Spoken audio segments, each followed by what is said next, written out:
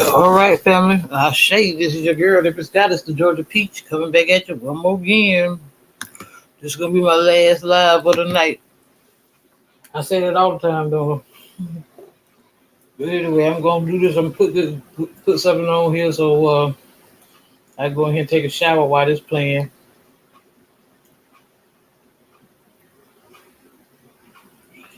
See, we're gonna go ahead and elevate a little bit. Let's see where I wanna go. I wanna go to, I don't know, I got so much shit here. I think I might go to audio books, see what they talk about. Let's see.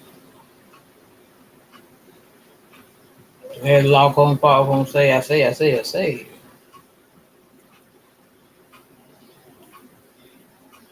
Oh yeah. Let's see what I want to go here.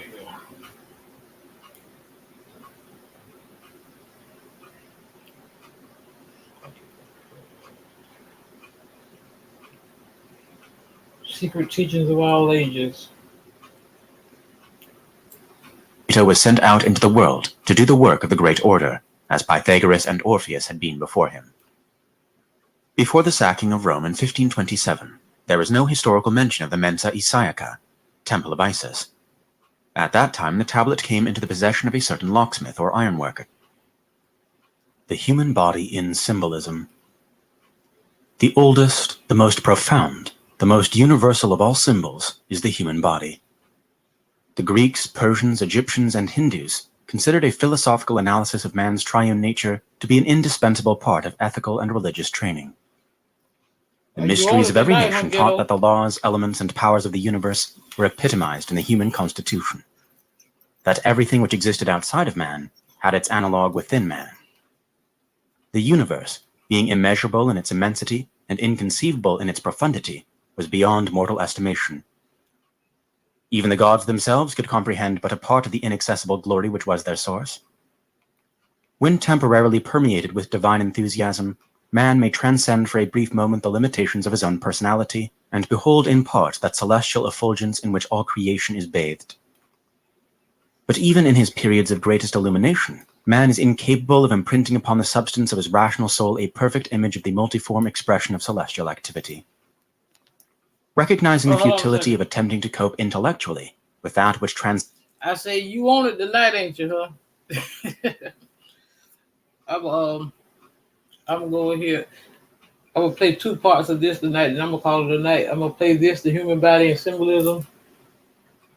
Then I'm gonna skip to because I always had them long books. Then I'm gonna skip to fishes, insects, animals, reptiles, and birds. I love part one. I might do part one and part two, but somewhere in between, I'm gonna go and take me a shower. But I got to be in place here. After the human body and symbolism, this is about 30 minutes. Then I'll start fishes and insects part one and two because they right behind each other. I go in there and take me a shower while that's playing. But I can still listen because I got speaker in the bathroom, one in here, 3 or 4, 5 devices. It's a damn shame, I tell you. The comprehension of the rational faculties, the early philosophers turned their attention from the inconceivable divinity to man itself, within the narrow confines of whose nature they found manifested all the mysteries of the external spheres. As the natural outgrowth of this practice, there was fabricated a secret theological system in which God was considered as the grand man, and conversely, man as the little god. Continuing this analogy, the universe was regarded as a man, and conversely man as a miniature universe. The greater universe was termed the macrocosm, the great world or body, and the divine life or spiritual entity controlling its functions was called the macroprosophos. Man's body or the individual human universe was termed the microcosm, and the divine life or spiritual entity controlling its functions was called the microprosophos. You see, that's just how down everybody is. I don't have nothing. I mean, what's the use of being all proper and shit? Everybody know you got to wash your ass and shit. Everybody know you got to eat. So hey, I don't look. I'm not perfect. I'm not trying to be perfect. I'm just me. Just how I do my broadcast, my podcast, however y'all want to call it, my platform. That's just what I do. whatever I do, I do. I don't care who know it. You know, it is what it is. That's just me. Like I say, all day, every day, I'm different. I don't want to be like nobody else. I just want to be me because I'm unique like that. See, Pagan mysteries were primarily concerned with instructing neophytes in the true relationship existing between the macrocosm and the microcosm. In other words, between God and man. Accordingly, the key to these analogies being the organs and functions of the microcosmic man and those of the macrocosmic man constituted the most prized possession of the early initiates. In Isis Unveiled, H.P. Blavatsky summarizes the pagan concept of man as follows. Man is a little world, a microcosm inside the great universe. Like a fetus, he is suspended by all his three spirits in the matrix of the macrocosmos. And while his terrestrial body is in constant sympathy with its parent Earth, his astral soul lives in unison with the sidereal anima mundi.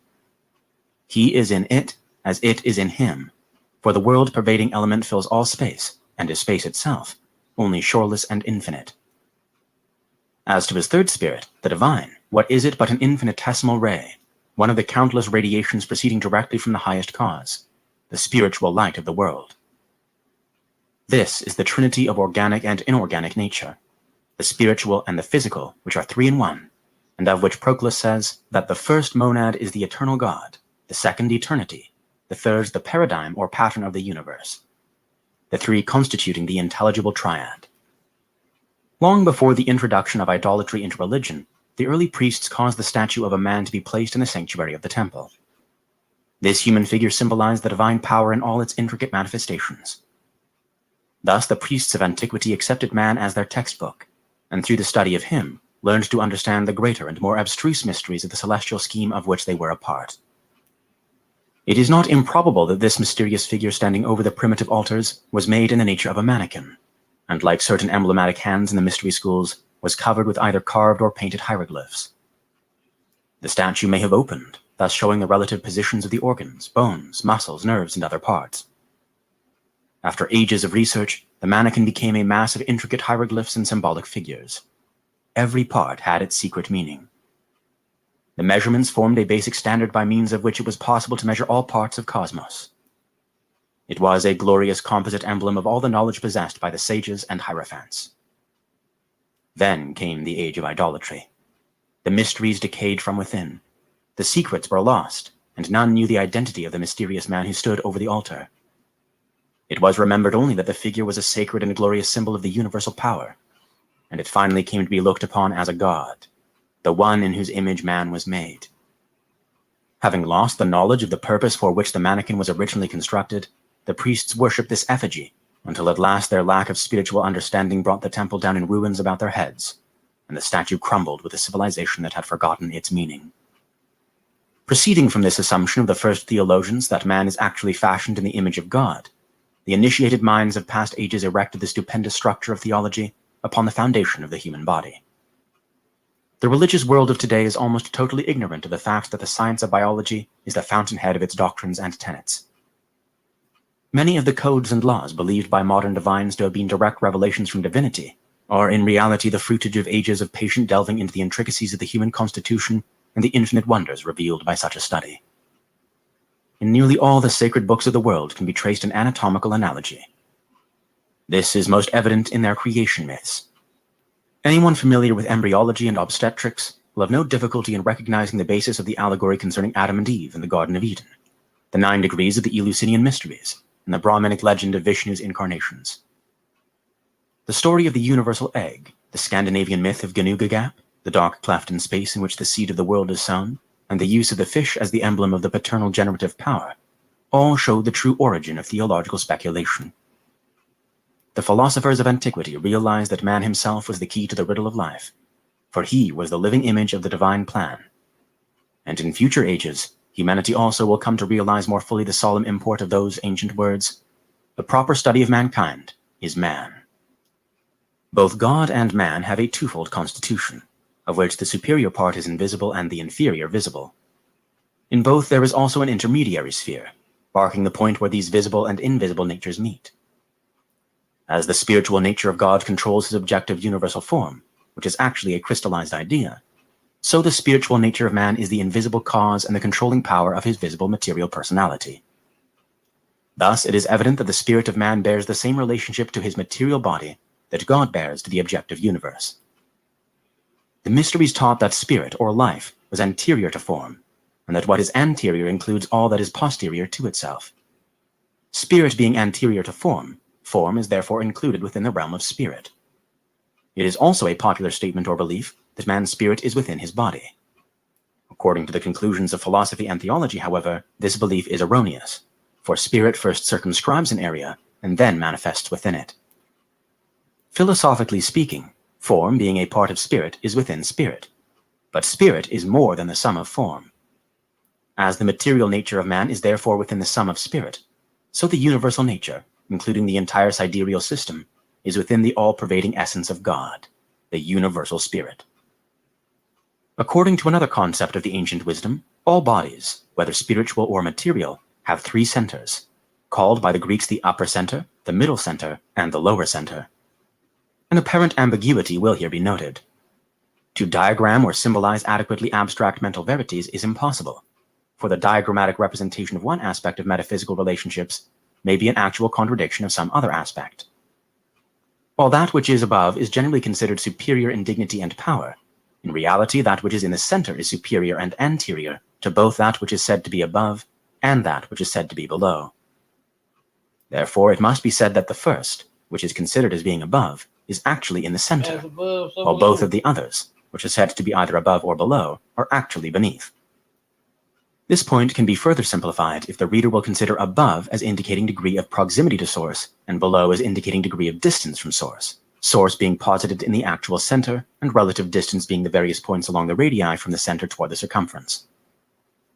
In matters pertaining to philosophy and theology, up may be considered as toward the center and down as toward the circumference. Center is spirit, circumference is matter. Therefore, up is toward spirit along an ascending scale of spirituality. Down is toward matter along an ascending scale of materiality. The latter concept is partly expressed by the apex of a cone, which when viewed from above is seen as a point in the exact center of the circumference formed by the base of the cone.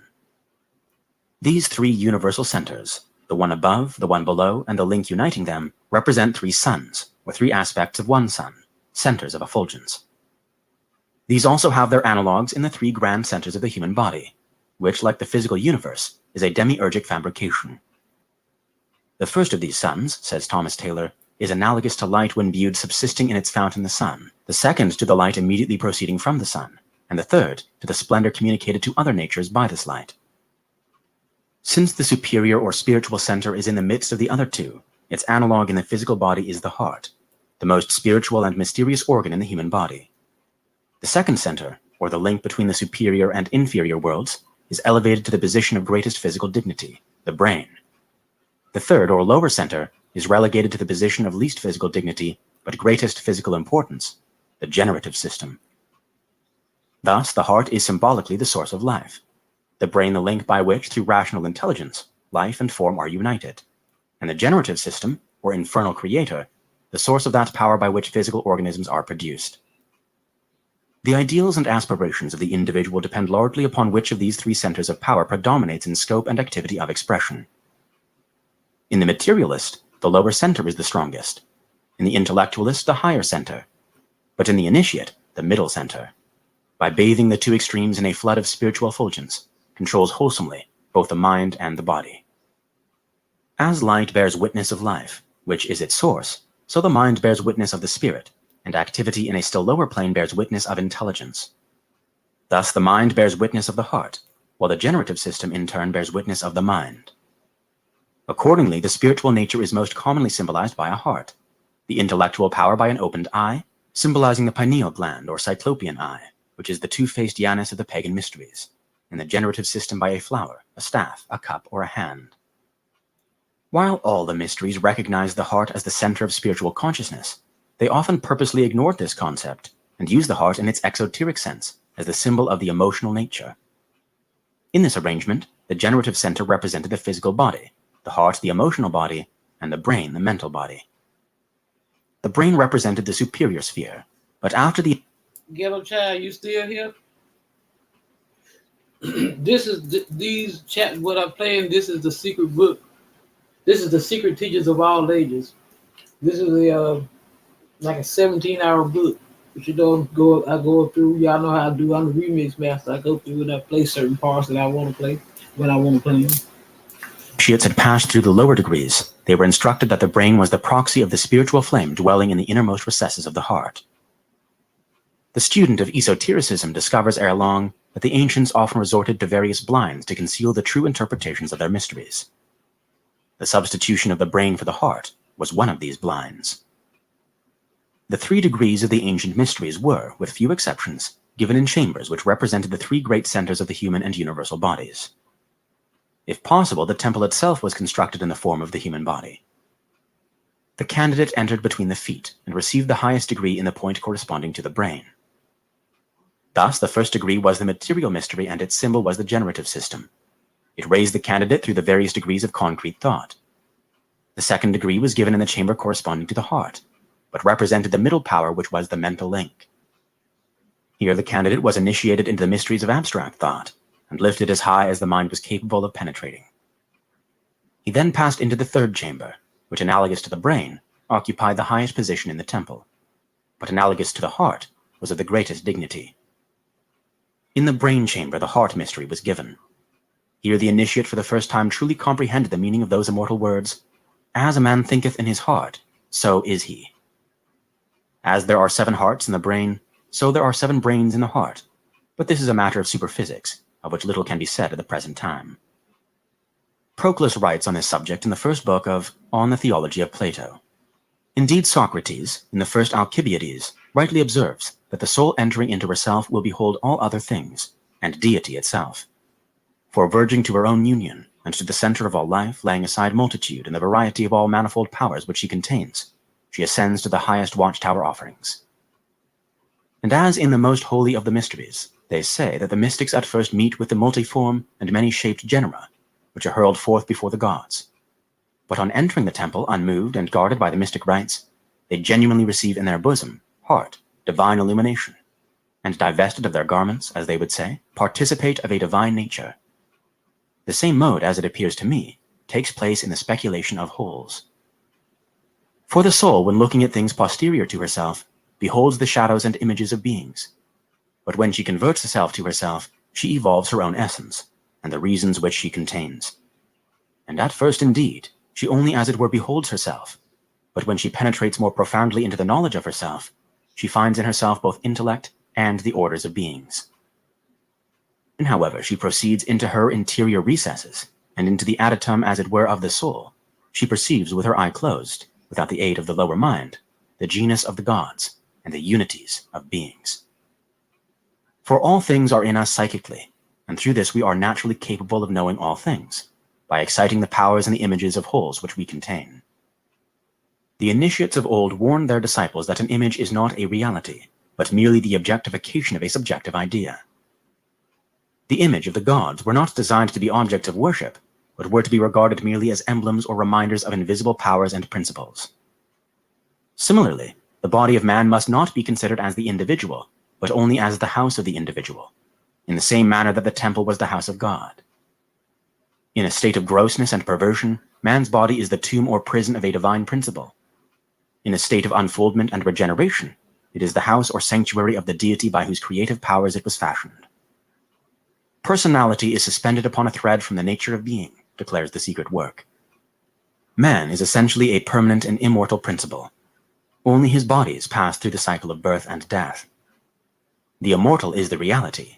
The mortal is the unreality.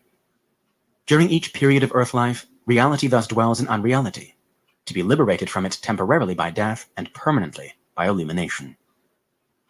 While generally regarded as polytheists, the pagans gained this reputation not because they worshipped more than one god, but rather because they personified the attributes of this god, thereby creating a pantheon of posterior deities, each manifesting a part of what the one god manifested as a whole. The various pantheons of ancient religions therefore actually represent the catalogued and personified attributes of deity. In this respect, they correspond to the hierarchies of the Hebrew Kabbalists. All the gods and goddesses of antiquity consequently have their analogies in the human body. as have also the elements, planets, and constellations, which were assigned as proper vehicles for these celestials. 4 body centers are assigned to the elements, the 7 vital organs to the planets, the 12 principal parts and members to the zodiac, the invisible parts of man's divine nature to various supermundane deities, while the hidden God was declared to manifest through the marrow in the bones. It is difficult for many to realize that they are actual universes, that their physical bodies are a visible nature, through the structure of which countless waves of evolving life are unfolding their latent potentialities. Yet, through man's physical body, not only are a mineral, a plant, and an animal kingdom evolving, but also unknown classifications and divisions of invisible spiritual life. Just as cells are infinitesimal units in the structure of man, so man is an infinitesimal unit in the structure of the universe. A theology based upon the knowledge and appreciation of these relationships is as profoundly just as it is profoundly true. A man's physical body has 5 distinct and important extremities: 2 legs, 2 arms, and a head, of which the last governs the first 4. The number 5 has been accepted as the symbol of man. By its 4 corners, the pyramid symbolizes the arms and legs, and by its apex the head, thus indicating that one rational power controls 4 irrational corners. The hands and feet are used to represent the 4 elements, of which the 2 feet are earth and water, and the 2 hands fire and air.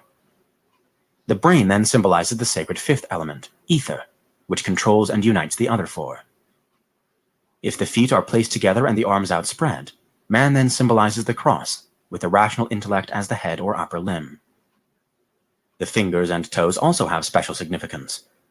The toes represent the 10 commandments of the physical law, and the fingers the 10 commandments of the spiritual law. The 4 fingers of each hand represent the 4 elements, and the 3 phalanges of each finger represent the division of the element, so that in each hand there are 12 parts to the finger, which are analogous to the signs of the zodiac, whereas the 2 phalanges and base of each thumb signify the threefold deity. The first phalange corresponds to the creative aspect, the second to the preservative aspect, and the base to the generative and destructive aspect. When the hands are brought together, the result is the 24 elders and the 6 days of creation. In symbolism, the body is divided vertically into halves, the right half being considered as light and the left half as darkness. By those unacquainted with the true meanings of light and darkness, the light half was denominated spiritual and the left half material. Light is the symbol of objectivity, darkness of subjectivity. Light is a manifestation of life and is therefore posterior to life. That which is anterior to light is darkness, in which light exists temporarily, but darkness permanently. As life precedes light, its only symbol is darkness, and darkness is considered as the veil which must eternally conceal the true nature of abstract and undifferentiated being.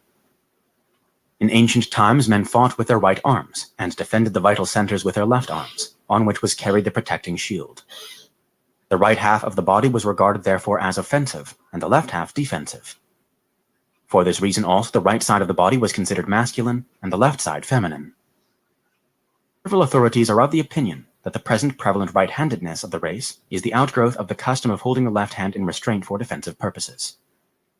Furthermore, as the source of being is in the primal darkness which preceded light, so the spiritual nature of man is in the dark part of his being, for the heart is on the left side. Among the curious misconceptions arising from the false practice of associating darkness with evil is one by which several early nations used the right hand for all constructive labors, and the left hand for only those purposes termed unclean and unfit for the sight of the gods. For the same reason, black magic was often referred to as the left-hand path, and heaven was said to be upon the right and hell upon the left. Some philosophers further declared that there were 2 methods of writing, one from left to right, which was considered the exoteric method, the other from right to left, which was considered esoteric. The exoteric writing was that which was done out or away from the heart, while the esoteric writing was that which, like the ancient Hebrew, was written toward the heart. The secret doctrine declares that every part and member of the body is epitomized in the brain, and in turn, that all that is in the brain is epitomized in the heart. In symbolism, the human head is frequently used to represent intelligence and self-knowledge.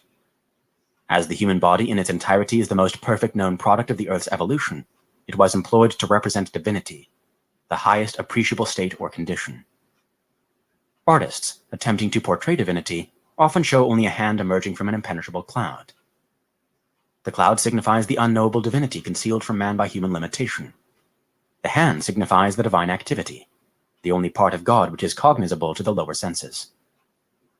The face consists of a natural trinity, the eyes representing the spiritual power which comprehends, the nostrils representing the preservative and vivifying power, and the mouth and ears representing the material demiurgic power of the lower world. The first sphere is eternally existent and is creative. The second sphere pertains to the mystery of the creative breach, and the third sphere to the creative world. By the word of God, the material universe was fabricated, and the 7 creative powers or vowel sounds, which had been brought into existence by the speaking of the word, became the 7 Elohim, or deities by whose power and ministrations the lower world was organized. Occasionally, the deity is symbolized by an eye, an ear, a nose, or a mouth. By the first, divine awareness is signified. By the second, divine interest. By the third, divine vitality. And by the fourth, divine command. The ancients did not believe that spirituality made men either righteous or rational, but rather that righteousness and rationality made men spiritual. Mysteries taught that spiritual illumination was attained only by bringing the lower nature up to a certain standard of efficiency and purity. The mysteries were therefore established for the purpose of unfolding the nature of man according. Ghetto child, you still here? Certain fixed rules, which when faithfully followed, elevated the human consciousness to a point where it was capable of cognizing its own constitution and the true purpose of existence. If y'all enjoying this, please, okay, how you liking it? Yeah, I got about 7 more minutes, then I'm going to let those other 2, well, I'll be at the shower before them 2 parts up, but I won't have to worry about being in here to catch it. How you enjoying it so far?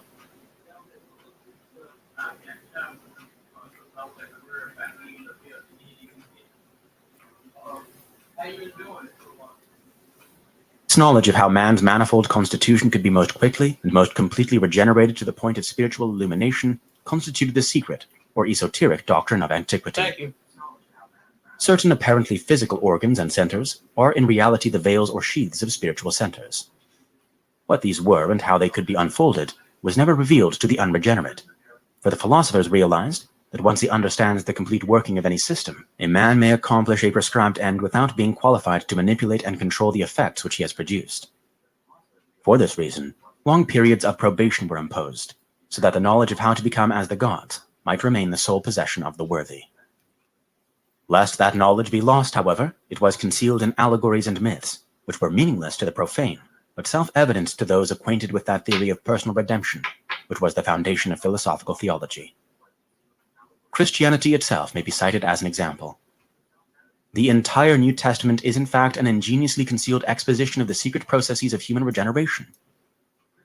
The characters so long considered as historical men and women are really the personification of certain processes which take place in the human body when man begins the task of consciously liberating himself from the bondage of ignorance and death. The garments and ornamentation supposedly worn by the gods are also keys, for in the mysteries clothing was considered as synonymous with form. The degree of spirituality or materiality of the organisms was signified by the quality, beauty, and value of the garments worn.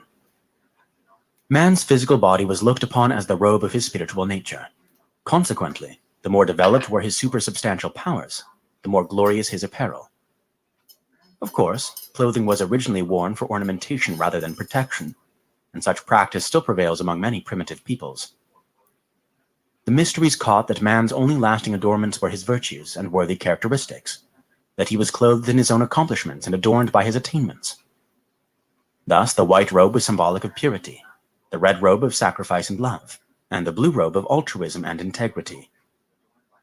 Since the body was said to be the robe of the spirit, mental or moral deformities were depicted as deformities of the body. Considering man's body as the measuring rule of the universe, the philosophers declared that all things resemble in constitution, if not in form, the human body. The Greeks, for example, declared Delphi to be the navel of the earth, for the physical planet was looked upon as a gigantic human being twisted into the form of a ball. In contradistinction to the belief of Christendom that the earth is an inanimate thing, the pagans considered not only the earth, but also all the sidereal bodies as individual creatures possessing individual intelligences. They even went so far as to view the various kingdoms of nature as individual entities. The animal kingdom, for example, was looked upon as one being, a composite of all the creatures composing that kingdom. This prototypic beast was a mosaic embodiment of all animal propensities, and within its nature the entire animal world existed as the human species exists within the constitution of the prototypic atom. In the same manner, races, nations, tribes, religions, states, communities, and cities were viewed as composite entities, each made up of varying numbers of individual units. Every community has an individuality, which is the sum of the individual attitudes of its inhabitants. Every religion is an individual whose body is made up of a hierarchy and vast host of individual worshippers. The organization of any religion represents its physical body, and its individual members, the cell life, making up this organism. Accordingly, religions, races, and communities, like individuals, pass through Shakespeare's 7 ages, for the life of man is a standard by which the perpetuity of all things is estimated. According to the secret doctrine, man, through the gradual refinement of his vehicles and the ever-increasing sensitiveness resulting from that refinement, is gradually overcoming the limitations of matter and is disentangling himself from his mortal coil. When humanity has completed its physical evolution, the empty shell of materiality left behind will be used by other life waves as stepping stones to their own liberation. The trend of man's evolutionary growth is ever toward his own essential selfhood. At the point of deepest materialism, therefore, man is at the greatest distance from himself. According to the mystery teachings, not all the spiritual nature of man incarnates in matter. The spirit of man is diagrammatically shown as an equilateral triangle with one point downward. This lower point, which is 1/3 of the spiritual nature but in comparison to the dignity of the other two, is much less than 1/3, descends into the illusion of material existence for a brief space of time. That which never clothes itself in the sheath of matter is the hermetic anthropos, the overman, analogous to the Cyclops or guardian demon of the Greeks, the angel of Jacob Boehme, and the oversoul of Emerson, that unity, that oversoul, within which every man's particular being is contained and made one with all other. At birth, only 1/3 part of the divine nature of man temporarily dissociates itself from its own immortality, and takes upon itself the dream of physical birth and existence, animating with its own celestial enthusiasm a vehicle composed of material elements, part of and bound to the material sphere. At death, this incarnated part awakens from the dream of physical existence and reunites itself once more with its eternal condition. This periodical descent of spirit into matter is termed the wheel of life and death, and the principles involved are treated at length by the philosophers under the subject of metempsychosis. By initiation into the mysteries and a certain process known as operative theology, this law of birth and death is transcended, and during the course of physical existence, that part of the spirit which is asleep in form is awakened without the intervention of death, the inevitable initiator, and is consciously reunited with the anthropos, or the overshadowing substance of itself.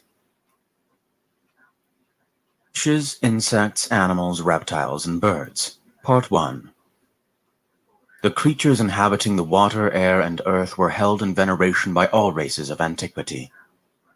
Realizing that visible bodies are only symbols of invisible forces, the ancients worshipped the divine power through the lower kingdoms of nature, because those less evolved and more simply constituted creatures responded most readily to the creative impulses of the gods.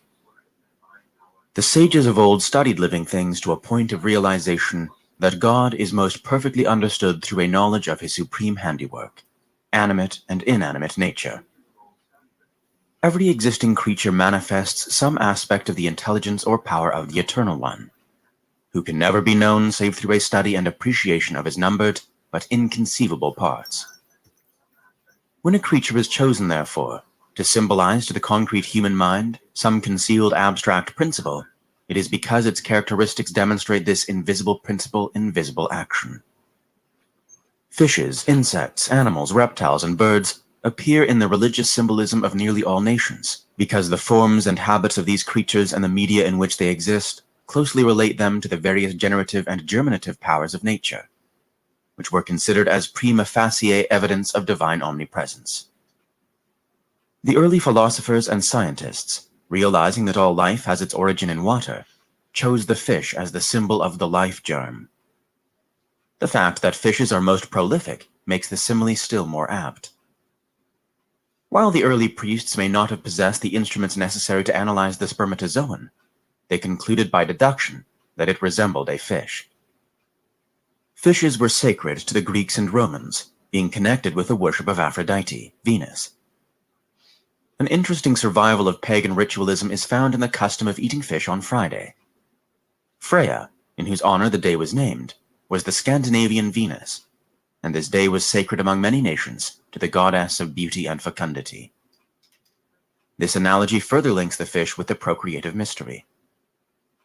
Friday is also sacred to the followers of the Prophet Muhammad. The word nun means both fish and growth, and as Inman says, the Jews were led to victory by the son of the fish, whose other names were Joshua and Jesus, the Savior. Nun is still the name of a female devotee of the Christian faith. Among early Christians, 3 fishes were used to symbolize the Trinity, and the fish was also one of the 8 sacred symbols of the great Buddha. It is also significant that the dolphin should be sacred to both Apollo, the solar savior, and Neptune. It was believed that this fish carried shipwrecked sailors to heaven on its back. The dolphin was accepted by the early Christians as an emblem of Christ, because the pagans had viewed this beautiful creature as a friend and benefactor of man. The heir to the throne of France, the Dauphin, may have secured his title from this ancient pagan symbol of the divine preservative power. The first advocates of Christianity likened converts to fishes, who at the time of baptism returned again into the sea of Christ. Primitive peoples believed the sea and land were inhabited by strange creatures, and early books on zoology contain curious illustrations of composite beasts, reptiles, and fishes, which did not exist at the time the medieval authors compiled these voluminous books. In the ancient initiatory rituals of the Persian, Greek, and Egyptian mysteries, the priests disguised themselves as composite creatures, thereby symbolizing different aspects of human consciousness. They used birds and reptiles as emblems of their various deities, often creating forms of grotesque appearance and assigning to them imaginary traits, habits, and places of domicile, all of which were symbolic of certain spiritual and transcendental truths, thus concealed from the profane. The phoenix made its nest of incense and flames. The unicorn had the body of a horse, the feet of an elephant, and the tail of a wild boar. The upper half of the centaur's body was human, and the lower half equine. The pelican of the Hermetists fed its young from its own breast, and to this bird were assigned other mysterious attributes which could have been true only allegorically. Though regarded by many writers of the Middle Ages as actual living creatures, none of these, the pelican excepted, ever existed outside the symbolism of the mysteries. Possibly they originated in rumors of animals then little known. In the temple, however, they became a reality, for there they signified the manifold characteristics of man's nature. The manticora had certain points in common with the hyena. The unicorn may have been the single-horned rhinoceros. To the student of the secret wisdom, these composite animals and birds simply represent various forces working in the invisible worlds. This is a point which nearly all writers on the subject of medieval monsters seem to have overlooked. See Vlissus Aldrovani's Monstrorum Historia, 1642, and Physica Curiosa by P. Gaspar Shoto, 1697. There are also legends to the effect that long before the appearance of human beings, there existed a race or species of composite creatures which was destroyed by the gods. The temples of antiquity preserved their own historical records, and possessed information concerning the prehistoric world that has never been revealed to the uninitiated. According to these records, the human race evolved from a species of creature that partook somewhat of the nature of an amphibian, for at that time primitive man had the gills of a fish and was partly covered with scales. To a limited degree, the human embryo demonstrates the possibility of such a condition. As a result of the theory of man's origin in water, the fish was looked upon as the progenitor of the human family. This gave rise to the ichthyolatry of the Chaldeans, Phoenicians, and Brahmins. The American Indians believed that the waters of lakes, rivers, and oceans are inhabited by a mysterious people, the Water Indians. The fish has been used as an emblem of damnation, but among the Chinese it typified contentment and good fortune, and fishes appear on many of their coins. When Typhon or Set, the Egyptian evil genius, had divided the body of the god Osiris into 14 parts, he cast one part into the river Nile, where according to Plutarch it was devoured by 3 fishes, the Lepidotus, possibly the Lepidosiren, the Phagrus, and the Oxrhynchus, a form of pike. For this reason the Egyptians would not eat the flesh of these fishes, believing that to do so would be to devour the body of their god. When used as a symbol of evil, the fish represented the earth, man's lower nature, and the tomb, the sepulchre of the mysteries. Thus was Jonah 3 days in the belly of the great fish, as Christ was 3 days in the tomb. Several early church fathers believed that the whale which swallowed Jonah was the symbol of God the Father, who, when the hapless prophet was thrown overboard, accepted Jonah into his own nature until a place of safety was reached. The story of Jonah is really a legend of initiation into the mysteries, and the great fish represents the darkness of ignorance which engulfs man when he is thrown over the side of the ship, is born into the sea, life. The custom of building ships in the form of fishes or birds, common in ancient times, could give rise to the story, and mayhap Jonah was merely picked up by another vessel and carried into port, the pattern of the ship causing it to be called a great fish. Veritatis simplex oratio est. More probably, the whale of Jonah is based upon the pagan mythological creature Hippocampus, part horse and part dolphin. For the early Christian statues and carvings show the composite creature and not a true whale. In the shower with me. It is reasonable to suppose that the mysterious sea serpents, which according to the Mayan and Toltec legends brought the gods to Mexiport, the pattern of the ship accepted Jonah into his own nature until a place of safety was reached. When used as a symbol of evil, the fish represented the earth, man's lower nature, and the tomb, the sepulchre of the mysteries. Stop that right there. Okay, go here.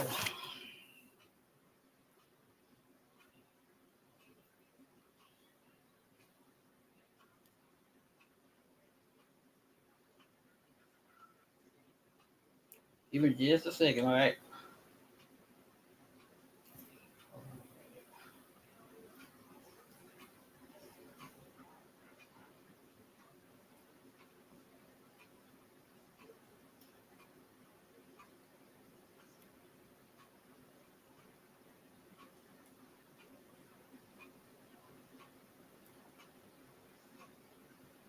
I'll wait for it to sync up. Give me just a second.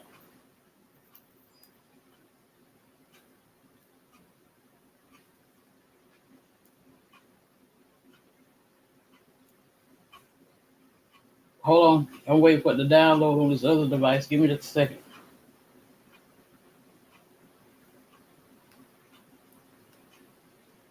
Oh, no. I need to go to the second book. Close. Right here.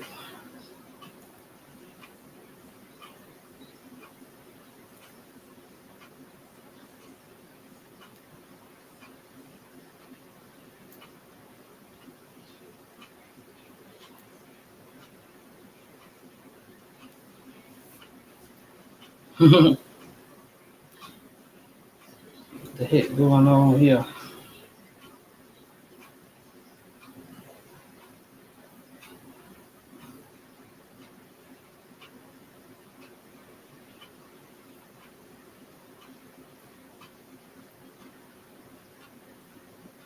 This is Hold tight, I got you, boo. the Pythagorean theory of music No, not and there. color. Harmony I'm waiting is a for it to state download. recognized by great philosophers as the There it is. fishes, insects, It's starting over animals, again, reptiles, and but birds. I guess it'll be all right. Part 1. The creatures inhabiting the water, air, hear and you earth good. were held in veneration by all races of antiquity. Realizing that visible bodies are only symbols of invisible forces, the ancients worshipped the divine power through the lower kingdoms of nature, because those less evolved and more simply constituted creatures responded most readily to the creative impulses of the gods. The sages of old studied living things to a point of realization that God is most perfectly understood through a knowledge of his supreme handiwork, animate and inanimate nature. Every existing creature manifests some aspect of the intelligence or power of the Eternal One, who can never be known save through a study and appreciation of his numbered but inconceivable parts.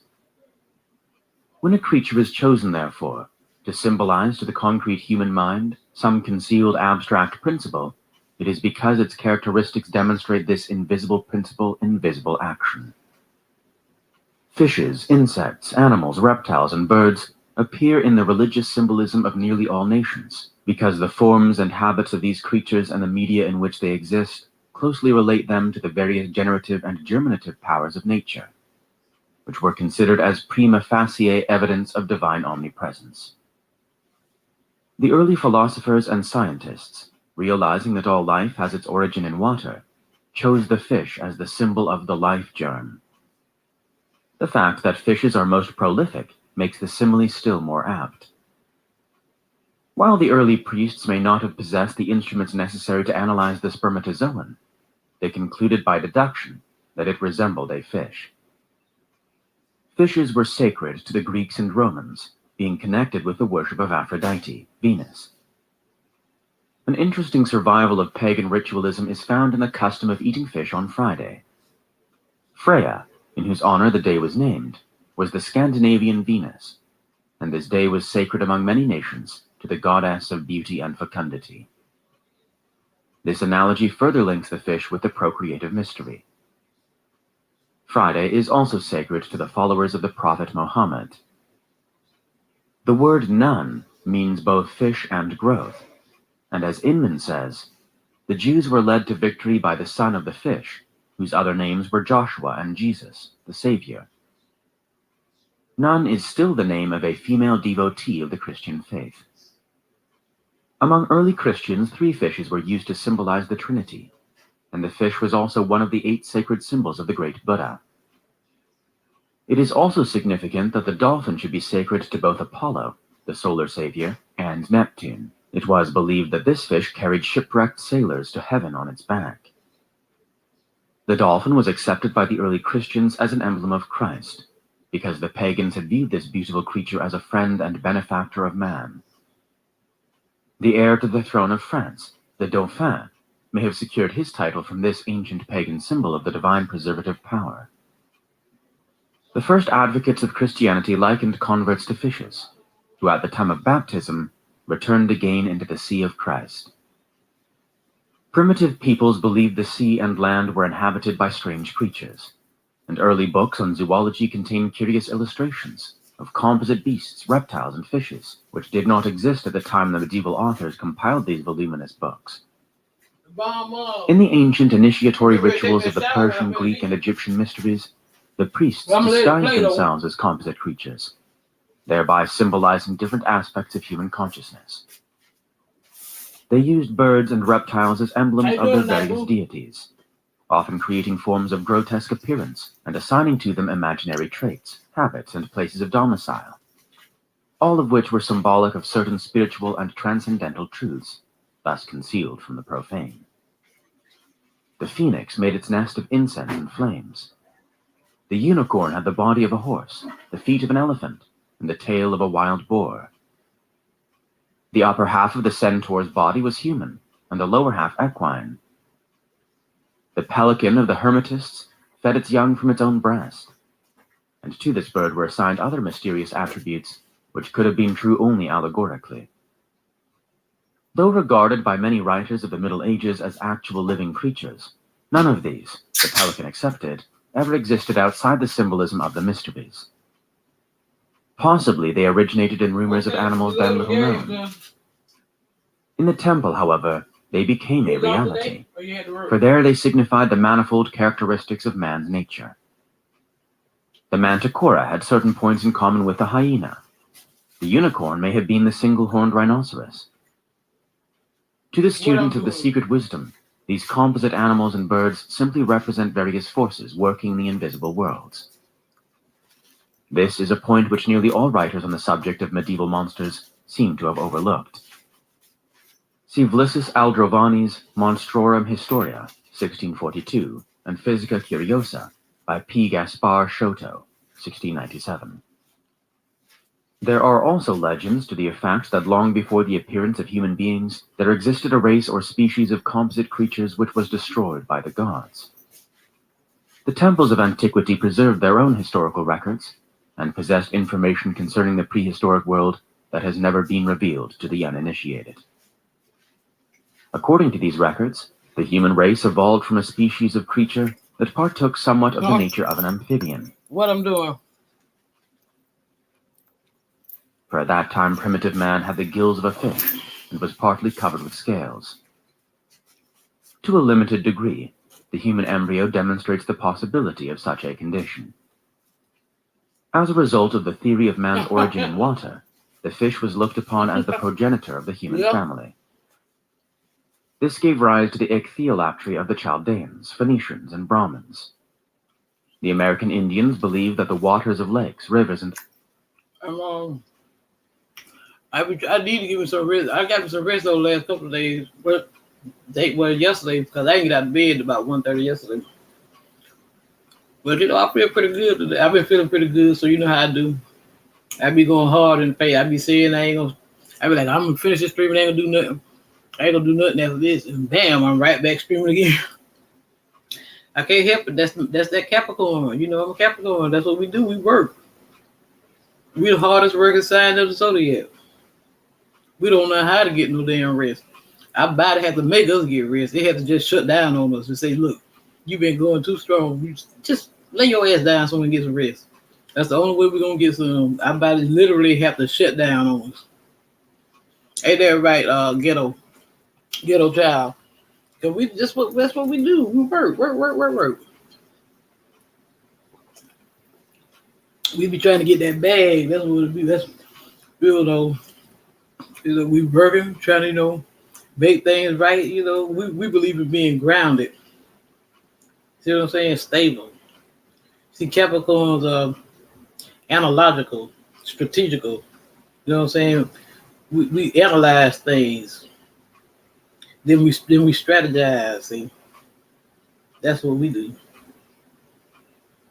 And all the while, see, we ain't finna just jump into nothing unless we know for a fact we gonna be able to be stable in a situation. See, we don't believe in that shit. Period. Not a Capricorn. Therefore, we work because we be trying to achieve, our goals. I'm sitting here eating me some fish sticks and French fries. I ain't sitting up here, just sitting up here because I love my boxers. I love sleeping in my boxers. I'm sitting up here in my boxers with nothing on but my boxers. I'm gonna go when I finish eating. I'm gonna go in here and hop in the shower. So if I don't answer y'all, that's why I be in the shower chilling out. Because I don't be in no hurry. I take long, steamy showers. When I come out the damn shower, damn bathroom, be steamed up like a motherfucker, like I'm in a sauna or something. So I'm just gonna chill. But I'm serious though after this, because it's 2 parts to this that I'm gonna stream tonight. This is part 1 about the fish and the reptiles, and then it's a part 2. Then after this, I'm gonna chill out for the night, straight up. I ain't gonna stream no more after that. I'm gonna make myself not stream no more. I'm gonna try to anyway. Oceans are inhabited by a mysterious people, the Water Indians. The fish has been used as an emblem of damnation, but among the Chinese it typified contentment and good fortune, and fishes appear on many of their coins. When Typhon or Set, the Egyptian evil genius, had divided the body of the god Osiris into 14 parts, he cast one part into the river Nile, where according to Plutarch, it was devoured by 3 fishes, the Lepidotus, possibly the Lepidosiren, the Phagrus, and the Oxrhynchus, a form of pike. For this reason, the Egyptians would not eat the flesh of these fishes, believing that to do so would be to devour the body of their god. When used as a symbol of evil, the fish represented the earth, man's lower nature, and the tomb, the sepulchre of the mysteries. Thus was Jonah 3 days. Ghetto child, you still in here, boy?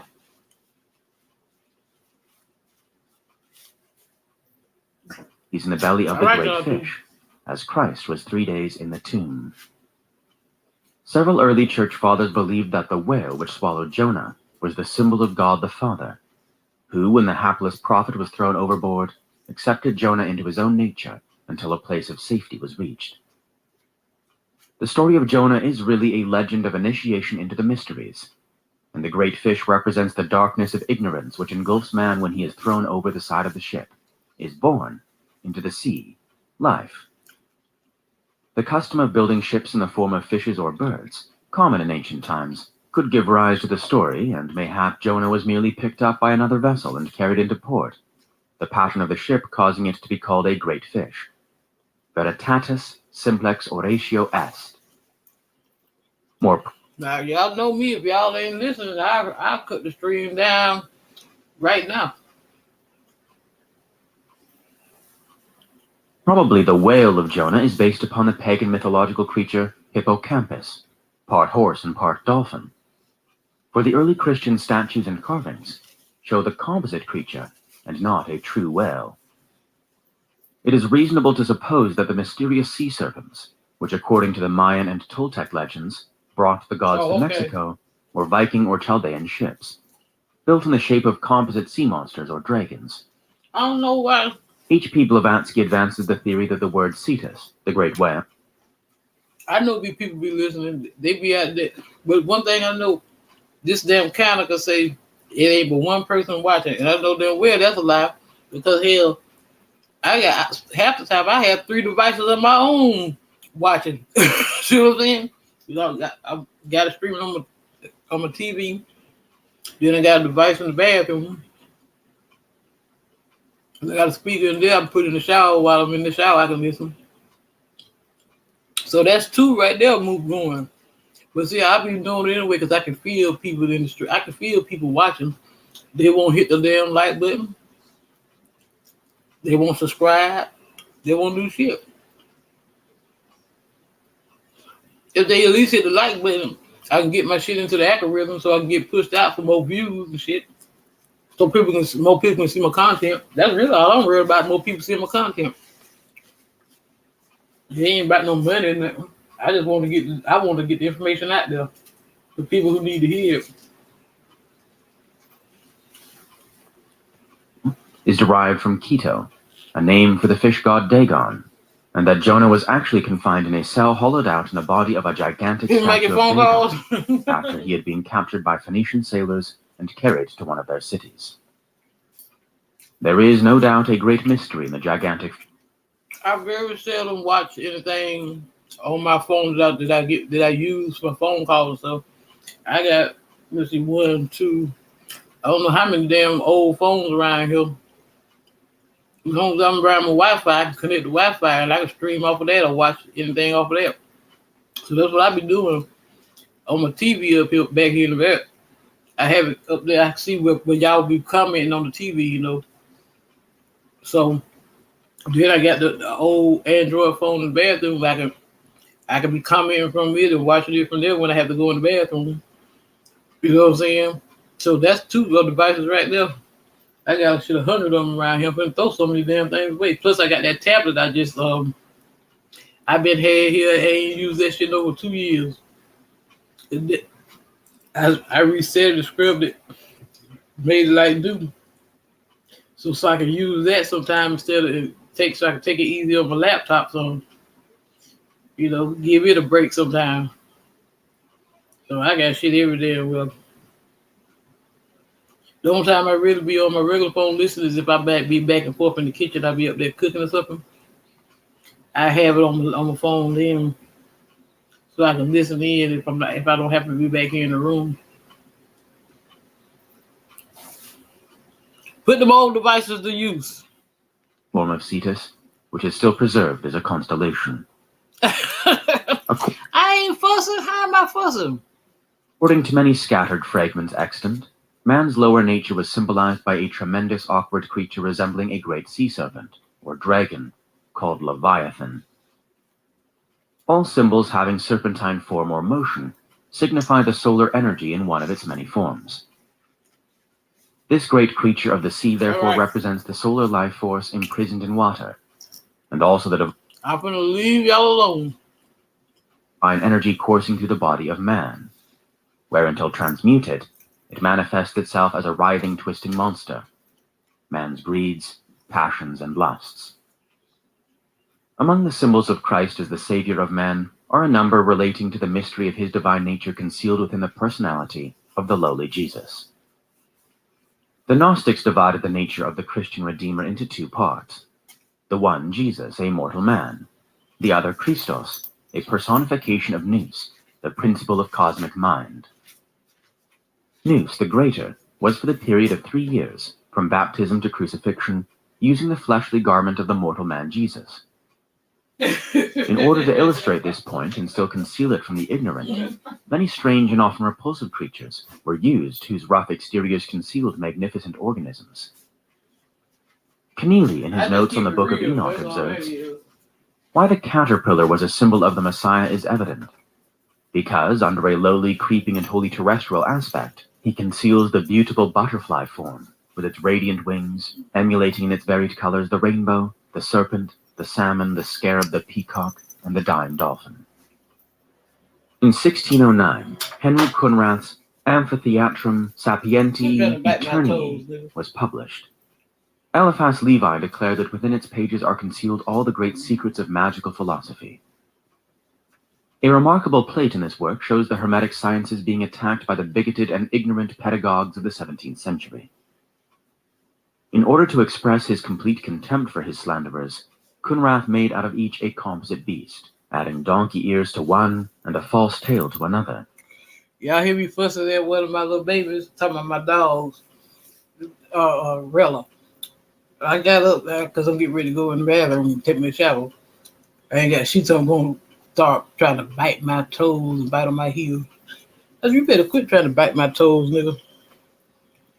He reserved the upper part of the picture for certain petty backbiters whom he gave appropriate forms. The air was filled with strange creatures, great dragonflies, winged frogs, birds with human heads, and other weird forms which defy description, heaping venom, gossip, spite, slander, and other forms of persecution upon the secret arcanum of the wise. The drawing indicated that their attacks were ineffectual. Poisonous insects were often used to symbolize the deadly power of the human tongue. Insects of all kinds were also considered emblematic of the nature spirits and demons, for both were believed to inhabit the atmosphere. Medieval drawings showing magicians in the act of invoking spirits often portray the mysterious powers of the other world, which a conjurer has exercised, as appearing to him in composite part insect forms. The early philosophers apparently held the opinion that the disease which swept through communities in the form of plagues were actually living creatures, but instead of considering a number of tiny germs, they viewed the entire plague as one individuality, and gave it a hideous shape to symbolize its destructiveness. The fact that plagues came in the air caused an insect or a bird to be used as their symbol. Beautiful symmetrical forms were assigned to all natural benevolent conditions or powers, but to unnatural or malevolent powers were assigned contorted and abnormal figures. The evil one was either hideously deformed, or else of the nature of certain despised animals. A popular superstition during the Middle Ages held that the devil had the feet of a rooster, while the Egyptians assigned to Typhon, devil, the body of a hog. The habits of the insects were carefully studied. Therefore, the ant was looked upon as emblematic of industry and foresight, as it stored up supplies for the winter and also had strength to move objects many times its own weight. The locusts, which swept down in clouds, and in some parts of Africa and Asia obscured the sun and destroyed every green thing, were considered fit emblems of passion, disease, hate, and strife, for these emotions destroy all that is good in the soul of man and leave a barren desert behind them. In the folklore of various nations, certain insects are given special significance, but the ones which have received worldwide veneration and consideration are the scarab, the king of the insect kingdom, the scorpion, the great betrayer, the butterfly, the emblem of metamorphosis, and the bee, the symbol of industry. The Egyptian scarab is one of the most remarkable symbolic figures ever conceived by the mind of man.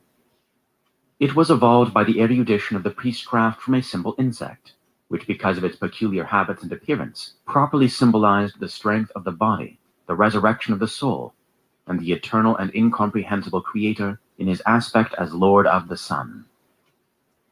E. A. Wallace Butt says, in effect, of the worship of the scarab by the Egyptians, "Yet another view held in primitive times was that the sky was a vast meadow, over which a huge beetle crawled, pushing the disk of the sun before him. This beetle was the sky god, and arguing from the example of the beetle, Scarabaeus sacer, which was observed to roll along with its hind legs a ball that was believed to contain its eggs, the early Egyptians thought that the ball of the sky god contained his egg and that the sun was his offspring. Thanks, however, to the investigations of the eminent entomologists, Messier J.H. Fabre, we now know that the ball which the Scarabaeus sacer rolls along contains not its eggs, but dung, that is to serve as food for its egg, which it lays in a carefully prepared place. Initiates of the Egyptian mysteries were sometimes called scarabs, again lions and panthers. The scarab was the emissary of the sun, symbolizing light, truth, and regeneration.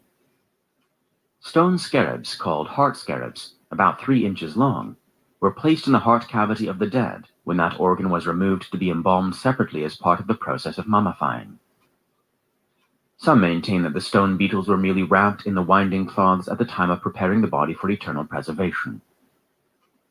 The following passage concerning this appears in the great Egyptian book of initiation, the Book of the Dead. And behold, thou shalt make a scarab of green stone, which shalt be placed in the breast of a man, and it shall perform for him the opening of the mouth. The funeral rites of many nations bear a striking resemblance to the initiatory ceremonies of their mysteries. Ra, the god of the sun, had 3 important aspects.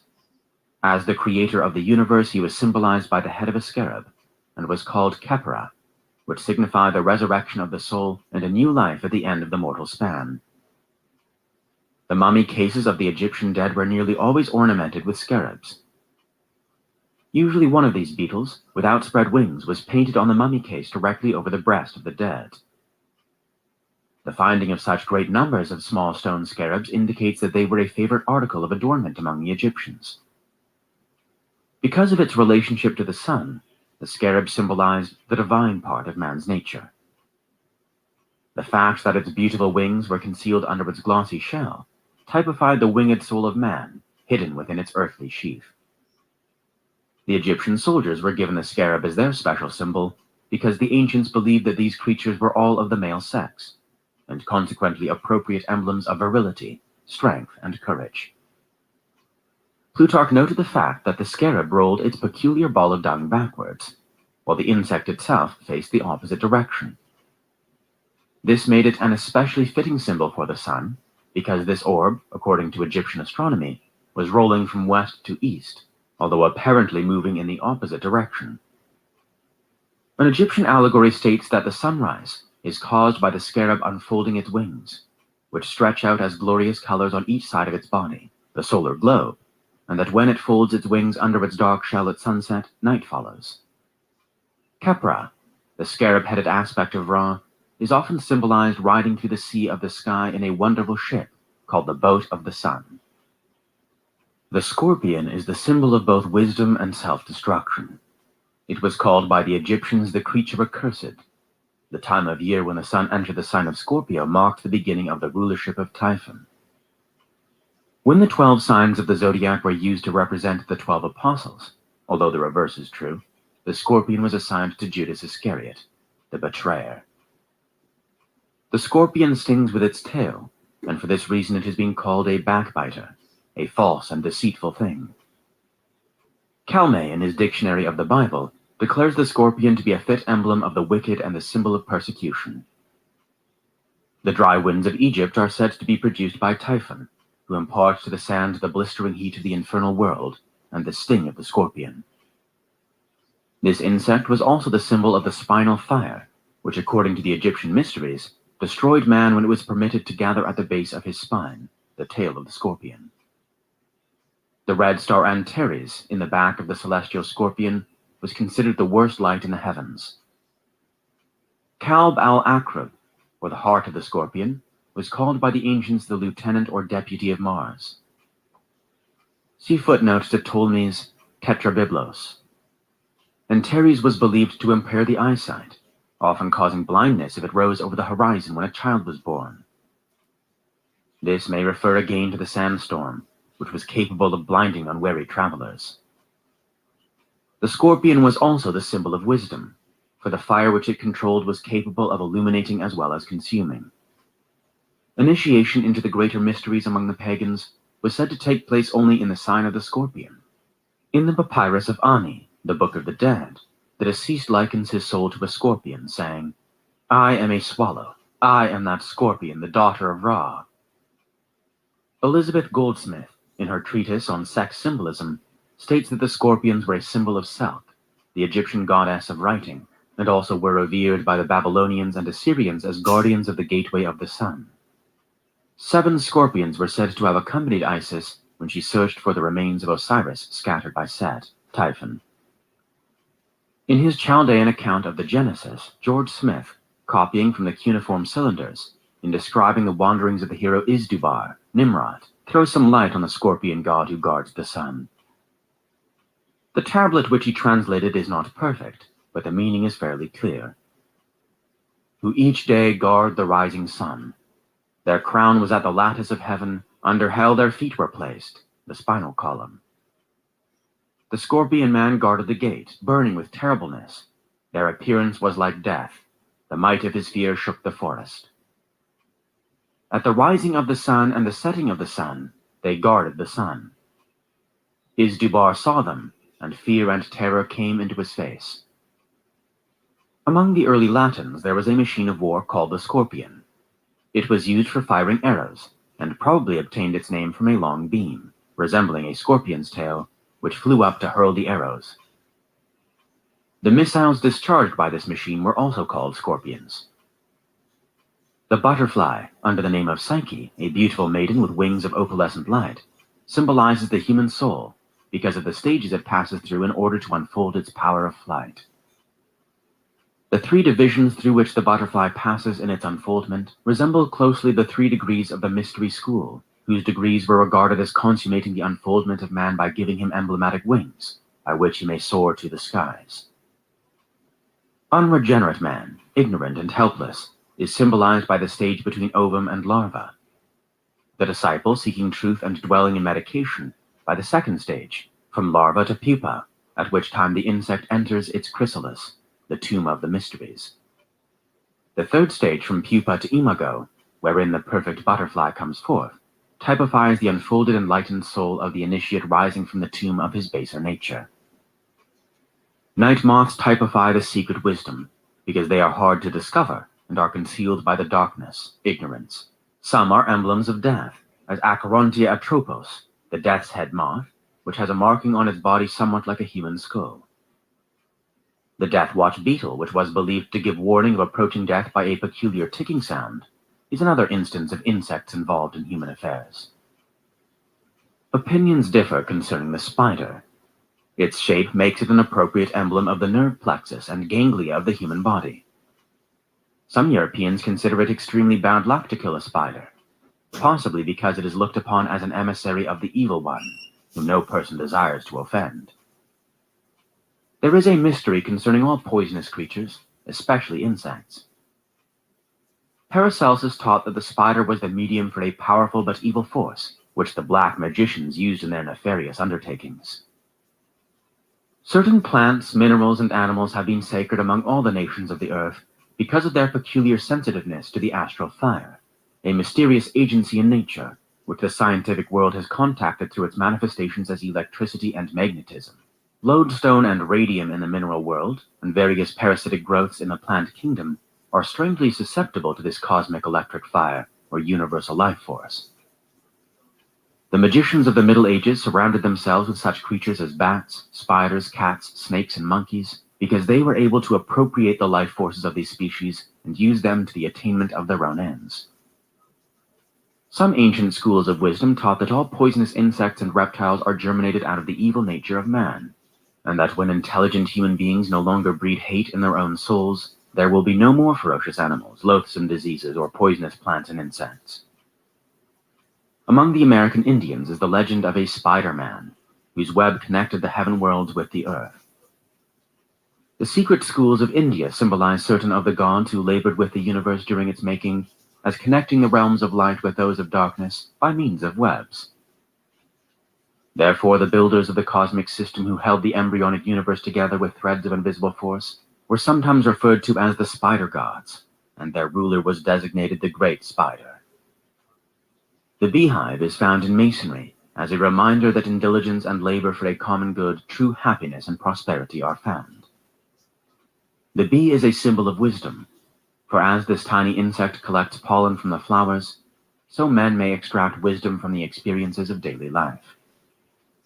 The bee is sacred to the goddess Venus, and according to mystics, it is one of several forms of life which came to the Earth from the planet Venus millions of years ago. Wheat and bananas are said to be of similar origin. This is the reason why the origin of these three forms of life cannot be traced. The fact that bees are ruled by queens is one reason why this insect is considered a sacred feminine symbol. In India, the god Prana, the personification of the universal life force, is sometimes shown surrounded by a circle of bees. Because of its importance in pollinizing flowers, the bee is the accepted symbol of the generative power. At one time, the bee was the emblem of the French kings. The rulers of France wore robes embroidered with bees, and the canopies of their thrones were decorated with gigantic figures of these insects. The fly symbolizes the tormentor because of the annoyance it causes to animals. The Chaldean god Baal was often called Baal-Zebul, or the god of the dwelling place. The word Zebub or Zebab means a fly, and Baal-Zebul became Baal-Zebub or Beelzebub, a word which is loosely translated to mean Jupiter's fly. The fly was looked upon as a form of the divine power because of its ability to destroy decaying substances and thus promote health. The fly may have obtained its name Zebub from its peculiar buzzing or humming. Inman believes that Baal-Zebub, which the Jews ridiculed as my lord of flies, really means my lord who hums or murmurs. Inman recalls the singing Memnon on the Egyptian desert, a tremendous figure with an Aeolian harp on the top of its head. When the wind blows strongly, this great statue sighs or hums. The Jews changed Baal-Zebub into Beelzebub and made him their prince of devils by interpreting daemon as demon. Naudeus, in defending Virgil from accusations of sorcery, attempted a wholesale denial of the miracles supposedly performed by Virgil and produced enough evidence to convict the poet on all counts. Among other strange fears, Virgil fashioned a fly out of brass, and after certain mysterious ceremonies, placed it over one of the gates of Naples. As a result, no flies entered the city for more than 8 years. Reptiles. The serpent was chosen as the head of the reptilian family. Serpent worship in some form has permeated nearly all parts of the earth. The serpent mounds of the American Indian, the carved stone snakes of Central and South America, the hooded cobras of India, Python, the great snake of the Greeks, the sacred serpents of the Druids, the Midgard snake of Scandinavia, the Nagas of Burma, Siam, and Cambodia, the brazen serpent of the Jews, the mystic serpent of Orpheus, the snakes at the oracle, of Delphi twining themselves around the tripod upon which the Pythian priestess sat, the tripod itself being in the form of twisted serpents, the sacred serpents preserved in the Egyptian temples, the uraeus coiled around the foreheads of the pharaohs and priests. All these bear witness to the universal veneration in which the snake was held. In the ancient mysteries, the serpent entwining a staff was the symbol of the physician. The serpent-wound staff of Hermes remains the emblem of the medical profession. Among nearly all these ancient peoples, the serpent was accepted as the symbol of wisdom or salvation. The antipathy which Christendom feels towards the snake is based upon the little understood allegory of the Garden of Eden. The serpent is true to the principle of wisdom, for it tempts man to the knowledge of himself. Therefore, the knowledge of self resulted from man's disobedience to the demiurgus, Jehovah. How the serpent came to be in the garden of the Lord after God had declared that all creatures which he had made during the 6 days of creation were good has not been satisfactorily answered by the interpreters of Scripture. The tree that grows in the midst of the garden is the spinal fire. The knowledge of the use of that spinal fire is the gift of the great serpent. Notwithstanding statements to the contrary, the serpent is the symbol and prototype of the universal Savior, who redeems the world by giving creation the knowledge of itself and the realization of good and evil. If this be not so, why did Moses raise a brazen serpent upon a cross in the wilderness, that all who looked upon it might be saved from the sting of the lesser snakes? Was not the brazen serpent a prophecy of the crucified man to come? If the serpent be only a thing of evil, why did Christ instruct his disciples to be as wise as serpents? The accepted theory that the serpent is evil cannot be substantiated. It has long been viewed as the emblem of immortality. It is the symbol of reincarnation or metempsychosis, because it annually sheds its skin, reappearing as it were in a new body. There was an ancient superstition to the effect that snakes never die except by violence, and that if uninjured, they would live forever.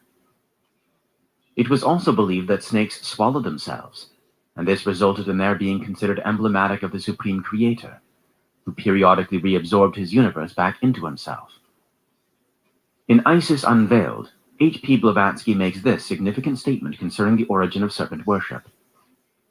Before our globe had become egg-shaped or round, it was a long trail of cosmic dust or fire mist, moving and writhing like a serpent. This, say the explanations, was the spirit of God moving on the chaos, until its breath had incubated cosmic matter and made it assume the annular shape of a serpent with a tail in its mouth, emblem of eternity in its spiritual and of our world in its physical sense. The seven-headed snake represents the supreme deity manifesting through his Elohim, or seven spirits, by whose aid he established his universe. The coils of the snake have been used by the pagans to symbolize the motion and also the orbits of the celestial bodies, and it is probable that the symbol of the serpent twisted around the egg, which was common to many of the ancient mystery schools, represented both the apparent motion of the sun around the earth and the bands of astral light, or the great magical agent, which move about the planet incessantly.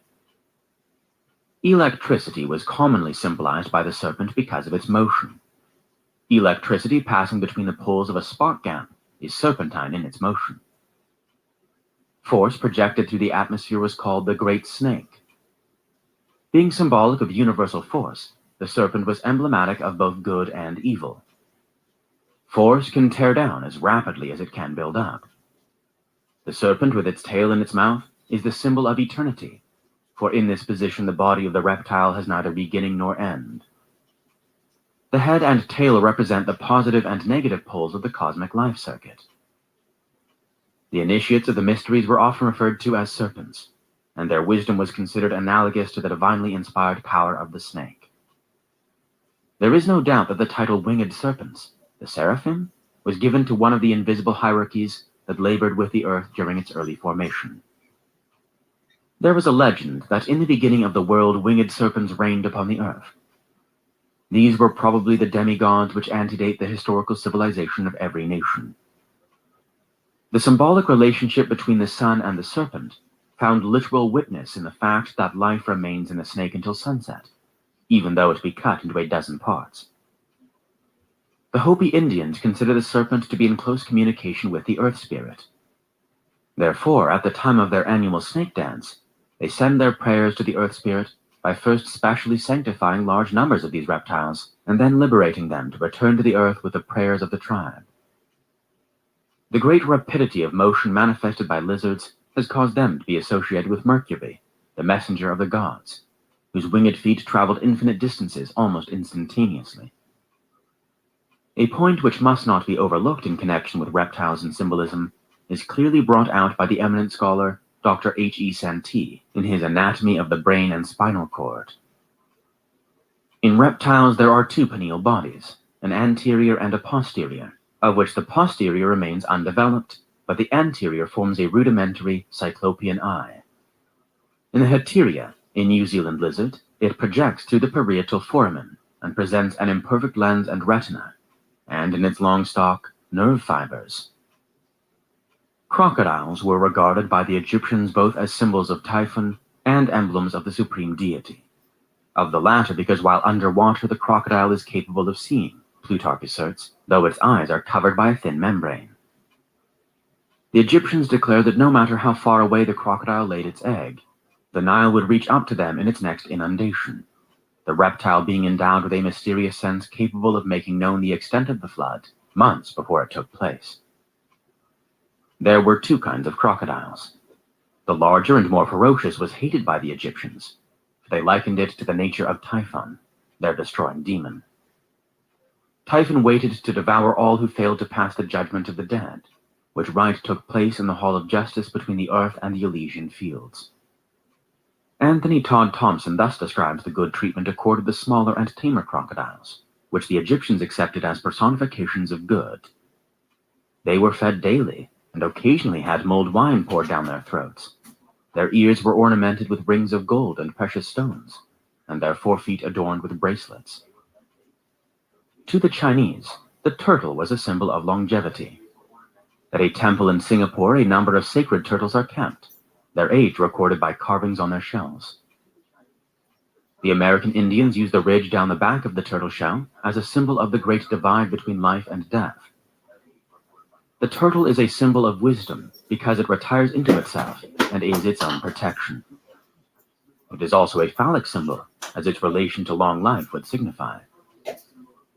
The Hindus symbolize the universe as being supported on the backs of 4 great elephants, who in turn are standing upon an immense turtle, which is crawling continually through chaos. The Egyptian Sphinx, the Greek centaur, and the Assyrian man-bull have much in common. All are composite creatures combining human and animal members. In the mysteries, all signify the composite nature of man, and subtly refer to the hierarchies of celestial beings that have charge of the destiny of mankind. These hierarchies are the 12 holy animals, now known as constellations, star groups which are merely symbols of impersonal spiritual impulses. Chiron, the centaur, teaching the sons of men, symbolizes the intelligences of the constellation of Sagittarius, who were the custodians of the secret doctrine, while geocentrically, the sun was passing through the sign of Gemini.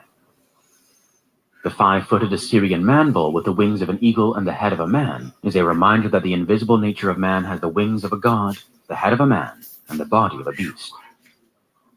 The same concept was expressed through the Sphinx, that armed guardian of the mysteries who, crouching at the gate of the temple, denied entrance to the profane. Thus placed between man and his divine possibilities, the Sphinx also represented the secret doctrine itself. Children's fairy stories abound with descriptions of symbolic monsters, for nearly all such tales are based upon the ancient mystic folklore. Little Red Riding Hood and all that shit. Fishes, insects, animals, reptiles, and birds. Part 2. As appropriate emblems of various human and divine attributes, birds were included in religious and philosophic symbolism, that of pagans and of Christians alike. Cruelty was signified by the buzzard, courage by the eagle, self-sacrifice by the pelican, and pride by the peacock. The ability of birds to leave the earth and fly aloft toward the source of light has resulted in their being associated with aspiration, purity, and beauty. Wings were therefore often added to various terrene creatures in an effort to suggest transcendency. Because their habitat was among the branches of the sacred trees in the hearts of ancient forests, birds were also regarded as the appointed messengers of the tree spirits and nature gods dwelling in these consecrated groves. And through their clear notes, the gods themselves were said to speak. Many myths have been fabricated to explain the brilliant plumage of birds. A familiar example is the story of Juno's peacock, in whose tail feathers were placed the eyes of Argus. Numerous American Indian legends also deal with birds and the origin of the various colors of feathers. The Navajos declared that when all living things climbed to the stalk of a bamboo to escape the flood, the wild turkey was on the lowest branch, and its tail feathers trailed in the water, hence the color was all washed out. Gravitation, which is a law in the material world, is the impulse toward the center of materiality. Levitation, which is a law in the spiritual world, is the impulse toward the center of spirituality. Seeming to be capable of neutralizing the effect of gravity, the bird was said to partake of a nature superior to other terrestrial creation, and its feathers, because of their sustaining power, came to be accepted as symbols of divinity, courage, and accomplishment. A notable example is the dignity attached to eagle feathers by the American Indians, among whom they are insignia of merit. Angels have been invested with wings because, like birds, they were considered to be intermediaries between the gods and men, and to inhabit the air or middle kingdom betwixt heaven and earth. As the dome of the heavens was likened to a skull in the Gothic mysteries, so the birds which flew across the sky were regarded as thoughts of the deity.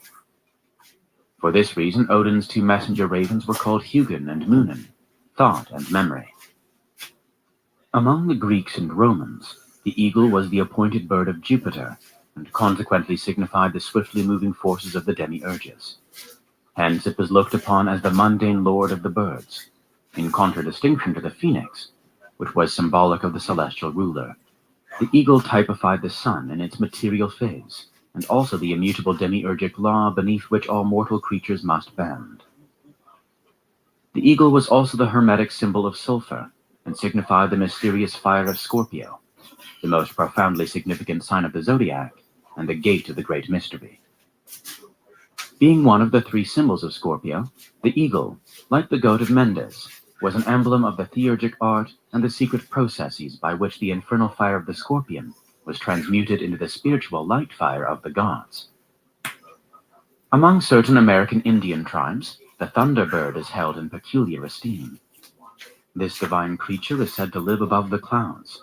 The flapping of its wings causes the rumbling which accompanies storms, while the flashes from its eyes are the lightning. Birds were used to signify the vital breath, and among the Egyptians, mysterious hawk-like birds with human heads, and carrying in their claws the symbols of immortality,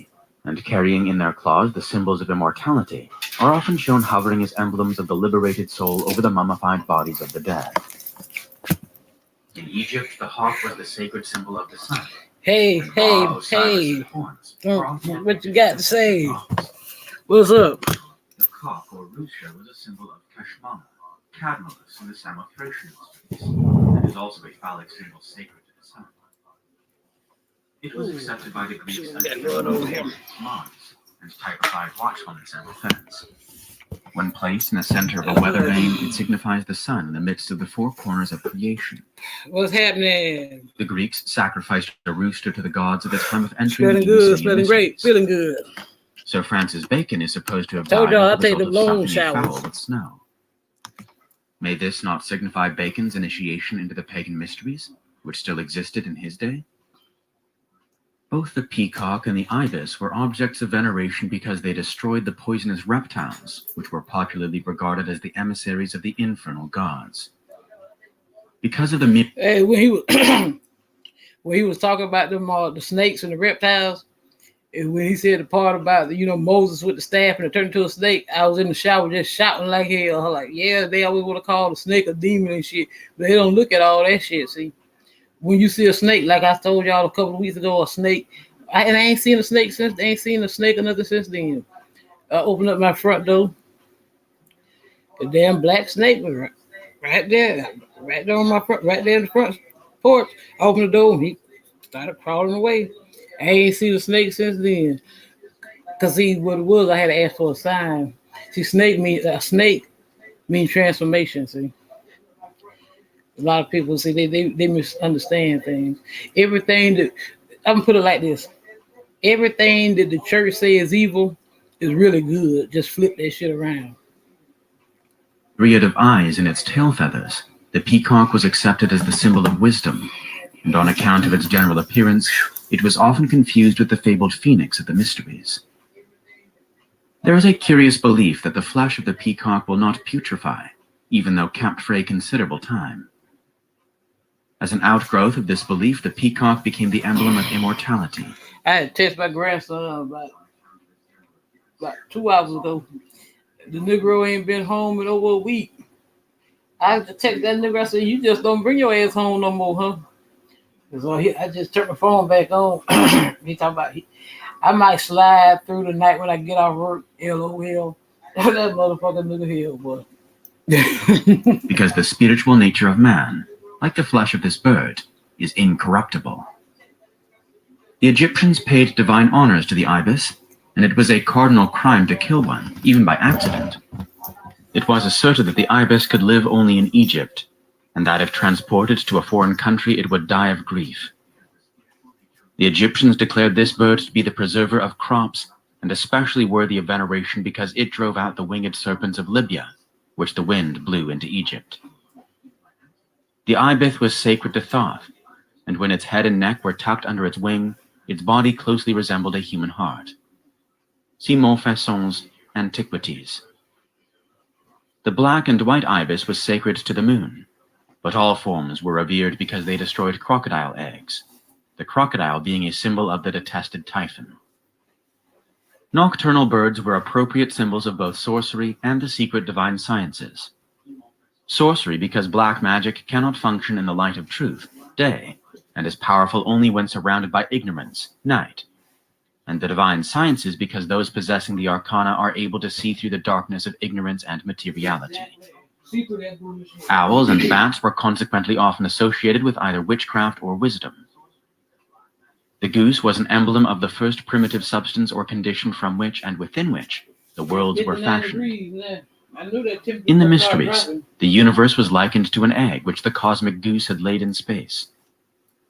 Because of its blackness, the crow was the symbol of chaos or the chaotic darkness preceding the light of creation.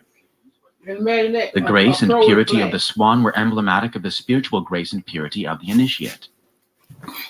This bird also represents... Y'all catching them symbolisms, right? A crow, chaos and conflict. A crow is what? Black.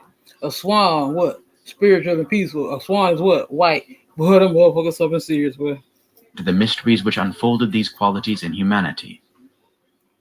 This explains the allegories of the gods, the secret wisdom, incarnating in the body of a swan, the initiate.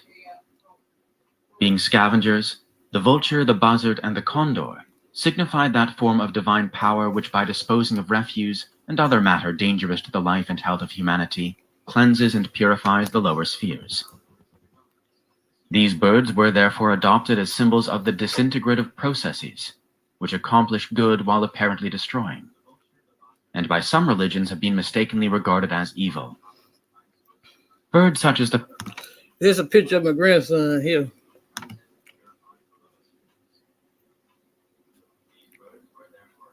He ain't nothing but an old damn whore. Parrot and raven were accorded veneration because, being able to mimic the human voice, they were looked upon as links between the human and animal kingdoms. The dove, accepted by Christianity as the emblem of the Holy Ghost, is an extremely ancient and highly revered pagan yonic emblem. In many of the ancient mysteries, it represented the third person of the creative triad, or the fabricator of the world. As the lower worlds were brought into existence through a generative process, so the dove has been associated with those deities identified with the procreative functions. It is sacred to Astarte, Cybele, Isis, Venus, Juno, Mylitta, and Aphrodite. On account of its gentleness and devotion to its young, the dove was looked upon as the embodiment of the maternal instinct. The dove is also an emblem of wisdom, for it represents the power and order by which the lower worlds are maintained. It has long been accepted as a messenger of the divine will and signifies the activity of God. The name dove has been given to oracles and to prophets. The true name of the dove was Iona, or Ionis. It was a very sacred emblem, and a tone time almost universally received. It was adopted by the Hebrews, and the mystic dove was regarded as a symbol from the days of Noah by all those who were of the Church of God. The prophet sent to Nineveh as God's messenger was called Jonah, or the dove. Our Lord's forerunner, the Baptist, was called in Greek by the name of Ionis, and so was the apostle of love, the author of the fourth gospel and of the Apocalypse, named Ionis.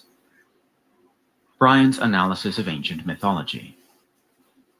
In Masonry, the dove is the symbol of purity and innocence. It is significant that in the pagan mysteries the dove of Venus was crucified upon the four spokes of a great wheel, thus foreshadowing the mystery of the crucified Lord of Love. Although Mohammed drove the doves... See what I'm talking about? The damn chat was off the chain when I was in the shower. I get out the shower, y'all don't got the goddamn hush mouth now. All I hear is crickets. Yeah, I'm fussing. From the temple at Mecca, occasionally he is depicted with a dove sitting upon his shoulder, as the symbol of divine inspiration. In ancient times, the effigies of doves were placed upon the heads of scepters, to signify that those bearing them were overshadowed by divine prerogative. In medieval art, the dove frequently was pictured as an emblem of divine benediction. The phoenix. Clement, one of the ante-Nicene fathers, describes in the 1st century after Christ the peculiar nature and habits of the phoenix in this wise. There is a certain bird which is called a phoenix. This is the only one of its kind, and lives 500 years. And when the time of its dissolution draws near, that it must die, it builds itself a nest of frankincense and myrrh and other spices, into which, when the time is fulfilled, it enters and dies. But as the flesh decays, a certain kind of worm is produced, which, being nourished by the juices of the dead bird, brings forth feathers. Then, when it has acquired strength, it takes up that nest in which are the bones of its parent, and bearing these, it passes from the land of Arabia into Egypt, to the city called Heliopolis. And in open day, flying in the sight of all men, it places them on the altar of the sun, and having done this, hastens back to its former abode. The priests then inspect the register of the dates, and find that it has returned exactly as the 500th year was completed. Although admitting that he had not seen the phoenix bird, there being only one alive at a time, Herodotus amplifies a bit the description given by Clement. They tell a story of what this bird does, which does not seem to me to be credible, that he comes all the way from Arabia, and brings the parent bird all plastered with myrrh to the temple of the sun, and there buries the body. In order to bring him, they say, he first forms a ball of myrrh as big as he finds that he can carry. Then he hollows out the ball and puts his parent inside, after which he covers over the opening with fresh myrrh, and the ball is then of exactly the same weight as at first. So he brings it to Egypt, plastered over as I have said, and deposits it in the temple of the sun. Such is the story they tell of the doings of this bird. Both Herodotus and Pliny noted the general resemblance in shape between the phoenix and the eagle, a point which the reader should carefully consider. For it is reasonably certain that the modern Masonic eagle was originally a phoenix. The body of the phoenix is described as having been covered with glossy purple feathers, while its long tail feathers were alternately blue and red. Its head was light in color, and about its neck was a circlet of golden plumage. At the back of its head, the phoenix had a peculiar tuft of feathers, a fact quite evident, although it has been overlooked by most writers and symbolists. The phoenix was regarded as sacred to the sun, and the length of its life, 500 to 1,000 years, was taken as a standard for measuring the motion of the heavenly bodies, and also the cycles of time used in the mysteries to designate the periods of existence. The diet of the bird was unknown. See how much longer Some we got writers here. declare that it subsisted upon the atmosphere, 21 others that it minutes. ate at rare intervals, but never in the presence of man. Modern Masons should realize the special Masonic significance of the phoenix, for the bird is described as using sprigs of acacia in the manufacture of its nest. The phoenix, which is the mythological Persian roc, is also the name of a southern constellation, and therefore it has both an astronomical and an astrological significance. In all probability, the phoenix was the swan of the Greeks, the eagle of the Romans, and the peacock of the Far East. To the ancient mystics, the phoenix was a most appropriate symbol of the immortality of the human soul. For just as the phoenix was reborn out of its own dead self, 7 times 7, so again and again the spiritual nature of man rises triumphant from his dead physical body. Medieval Hermetists regarded the phoenix as a symbol of the accomplishment of alchemical transmutation, a process equivalent to human regeneration. Thank you, Lady Shay. I didn't see your comment just now. As I said, I was just getting out of the shower. So I had to stroll back up and look at the comments. Thank you, love. Appreciate it. Thank you for dropping in. I appreciate all my ride or dies, those who show up and show out, comment, hit the like button. I appreciate all y'all that show me love. I really do. I love y'all from the depths of my soul. The name phoenix was also given to one of the secret alchemical formulae. The familiar pelican of the rose quadrigee, feeding its young from its own breast, is in reality a phoenix, a fact which can be confirmed by an examination of the head of the bird. The ungainly lower part of the pelican's beak is entirely missing, the head of the phoenix being far more like that of an eagle than of a pelican. In the mysteries, it was customary to refer to initiates as phoenixes, or men who had been born again. For just as physical birth gives man consciousness in the physical world, so the neophyte, after 9 degrees in the womb of the mysteries, was born into the consciousness of the spiritual world. This is the mystery of initiation to which Christ referred when he said, "Except a man be born again, he cannot see the kingdom of God." John 3:3.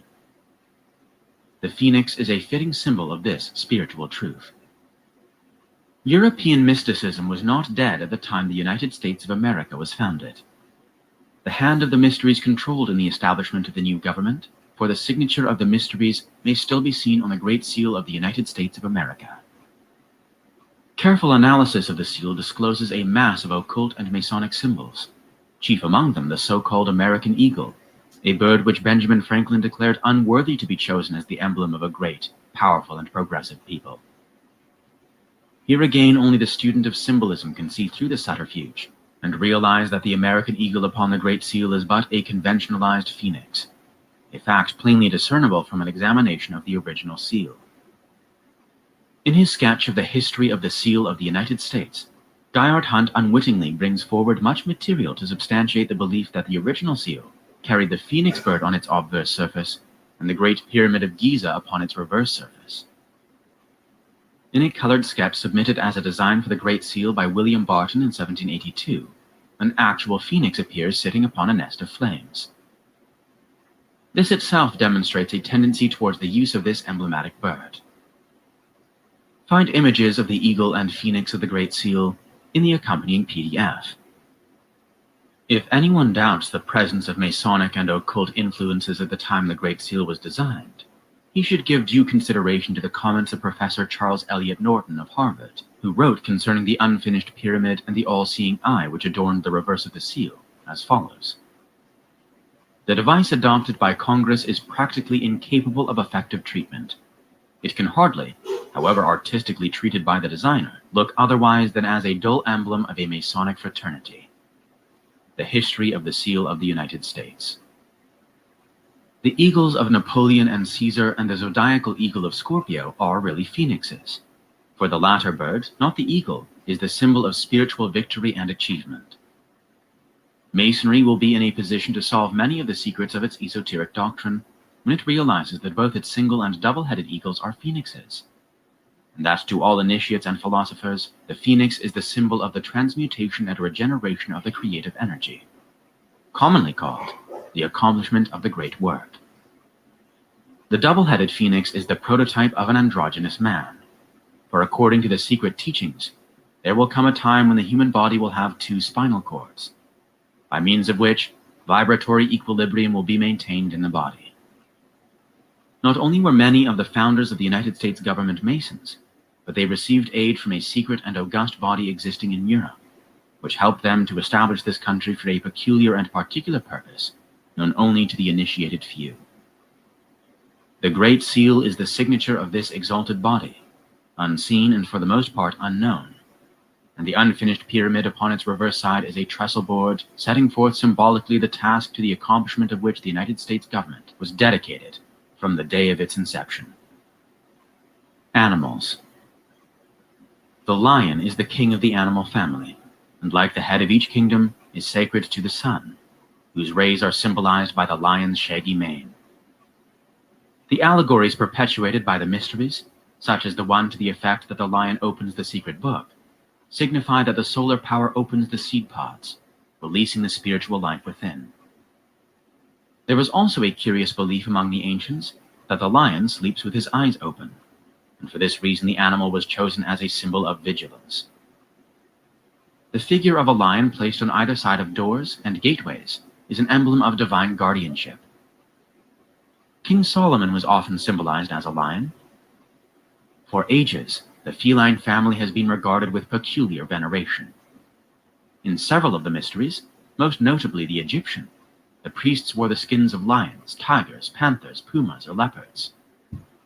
Hercules and Samson, both solar symbols, slew the lion of the constellation of Leo and robed themselves in his skin, thus signifying that they represented the sun itself when at the summit of the celestial arch.